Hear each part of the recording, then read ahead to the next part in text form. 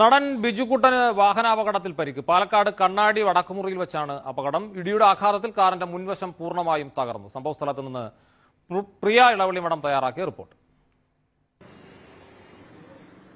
പുലർച്ചെ 6 മണിക്കാണ് ഈ സംഭവം ഉണ്ടായത്. പാലക്കാട് നിന്ന് തൃശൂർ ഭാഗത്തേക്ക് പോവുകയായിരുന്നു ബിജുക്കുട്ടൻ സഞ്ചരിച്ച ഈ കാറിൽ മറ്റൊരാൾ കൂടി ഉണ്ടായിരുന്നു. പെട്ടെന്നാണ് കണ്ണാടി ഭാഗത്ത് വെച്ച് വാഹനം അപകടത്തിൽപ്പെടുന്നത്. ഇവിടെ റോഡിന്റെ ഇടതുവശത്തോട് ചേർന്ന് ഒരു ട്രെയിലർ നിർത്തിയിട്ടിരുന്നു. ഈ വാഹനത്തിന്റെ പിറകിൽ പോയി ഇടിക്കുകയായിരുന്നു. ഇടിയുടെ ആഘാതത്തിൽ കാറിന്റെ മുൻവശം പൂർണ്ണമായും തകർന്നു. മുൻവശം ഈ ട്രെയിലറിന്റെ ഉള്ളിലേക്ക് ഇടിച്ച് കയറിയിരിക്കുകയാണ്.